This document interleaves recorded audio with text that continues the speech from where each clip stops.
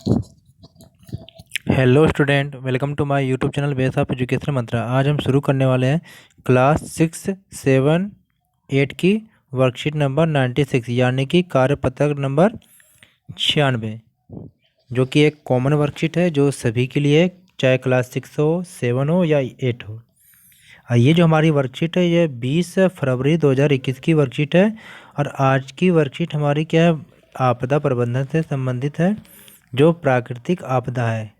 प्राकृतिक आपदा ये टॉपिक बहुत ही महत्वपूर्ण है, जो अभी हाल ही की घटना से संबंधित है, जो अभी उत्तराखंड राज्य में बादल फटना, जिसके कारण क्या बहुत ज़्यादा मात्रा में बाढ़ की समस्या हो गई थी, मतलब बाढ़ आ गई थी, जिससे क्या है निचले इलाकों में जल भर गया था।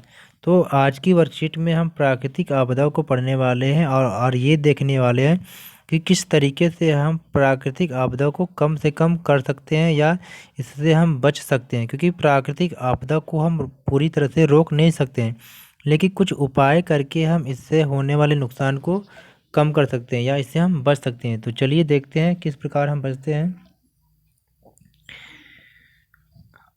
आपने चमोली, ये उत्तराखंड राज्य में है। हिमस्खलन मतलब कि बर्फ़ को जो पिघलना या सरकना से भयंकर तबाही के बारे में सुना होगा। अभी हाल ही में हुआ था ये घटना। यह एक प्रकार से क्या है, प्रकृति का प्रकोप या कह लें कि प्राकृतिक आपदा।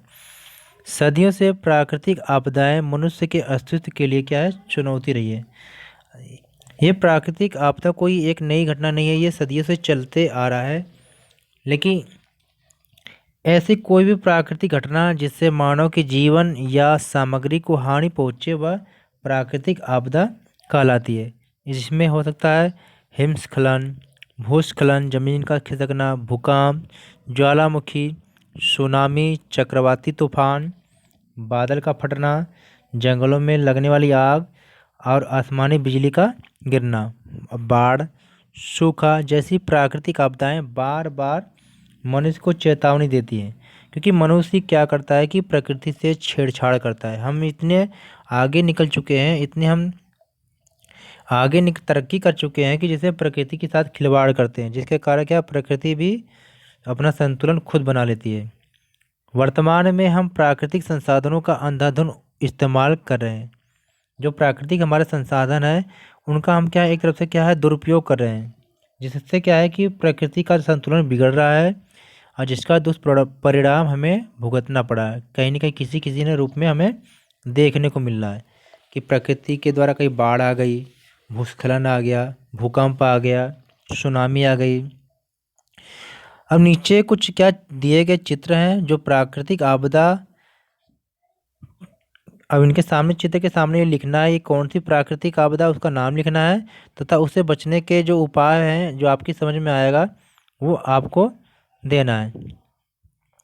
अब इसमें बहुत सारे हैं, तो आपको जो लगे कि चित्र में ये कौन सी प्राकृतिक आपदा है तो उसका आप नाम यहाँ पर लिखिए और यहाँ पर उससे बचने का उपाय।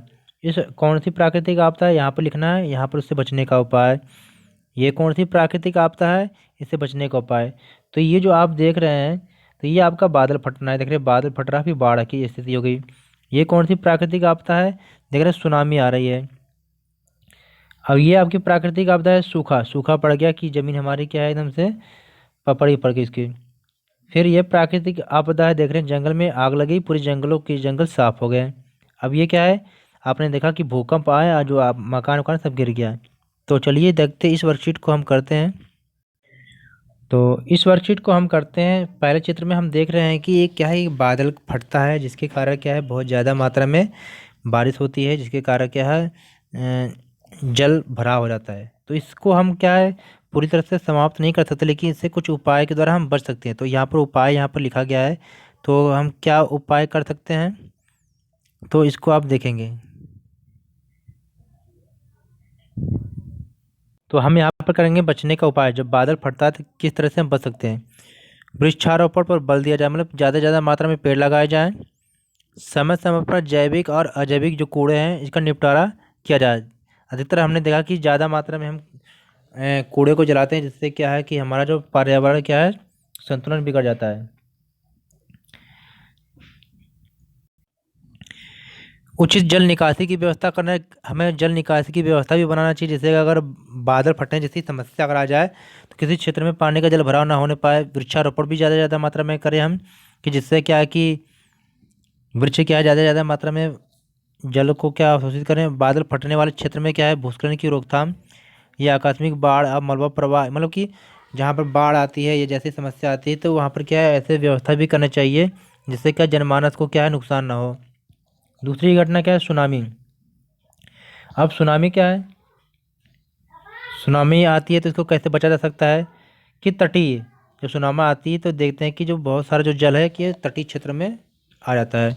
तो तटीय जल में तेज़ी से क्या वृद्धि और गिरावट, जब देखते हैं कि समुद्र का जो जल बहुत पीछे जाता है तो ये समझ लेना चाहिए कि समुद्र में जो जल में जो अचानक जो परिवर्तन आता है तो अब आप समझ लें कि वो क्या है कि खाली रेत को छोड़ दें, क्योंकि अगर आप नहीं छोड़ेंगे तो वो एक बड़ी चेतावनी है कि जिससे फिर पानी वापस आएगा और उस मात्रा में पानी में वृद्धि होगी।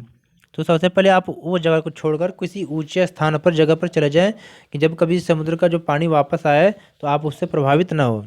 ऐसा नहीं कि आप बहुत क्या करते हैं कि उस घटना को देखने के लिए चले जाते हैं। जैसे 2004 में क्या है, 2004 में एक क्या है बंगाल की खाड़ी में ऐसी घटना घटी थी कि जो समुद्र का जल पीछे जाने लगा और लोग इस अदृश्य मतलब इस दृश्य को देखने के लिए वहाँ पर समुद्र के किनारे इकट्ठे हो गए। फिर उतने ही तेज़ी से जो समुद्र का जो जल है वापस आया तो उसमें जितने लोग थे सारे उसमें बह गए।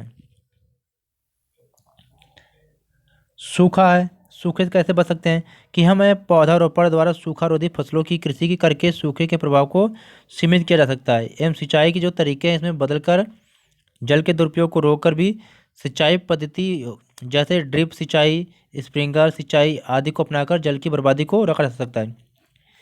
कि स्प्रिंकलर विधि से मतलब इन सब विधि से क्या है जल की मात्रा जो है कम यूज होता है, मतलब जल ज़्यादा बर्बाद नहीं होता है, जिससे क्या है सूखे की समस्या नहीं आएगी।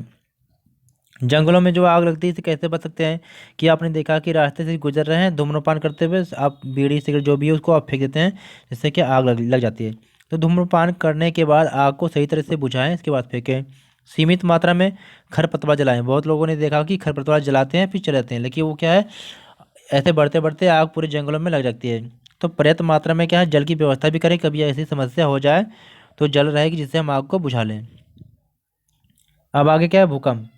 इस चित्र में आप देख रहे हैं भूकंप के आने के से मकान क्या है गिरते हैं। तो जैसे ही आपको ये महसूस हो कि भूकंप आने वाले हैं तो भूकंप के झटके महसूस हो, वैसे ही आप किसी मजबूत टेबल के नीचे बैठ जाएं और कसकर पकड़ लें जिससे कि आपको नुकसान ना होने पाए। और बड़ी अलमारियों से दूर रहें, यदि वो आपके ऊपर गिर गई तो आप चोटिल हो सकते हैं। और कैसे बच सकते हैं कि जो पशु होते हैं या जानवर होते हैं उनको पहले से भूकंप आने के जो ये आभास हो जाते हैं, तो जानवरों के जो संकेत हैं उनको भी आप ध्यान में रखें जिससे क्या है भूकंप आने पे हम बच सकें। तो हमने इस वर्कशीट को बहुत इजीली तरीके से कंप्लीट किया। और आप हमारे अगर चैनल पर नए हैं तो चैनल को सब्सक्राइब करिए और इस वीडियो को ज़्यादा से ज़्यादा लाइक और शेयर करिए। Okay, take care, good bye, फिर मिलते हैं एक नई वीडियो के साथ।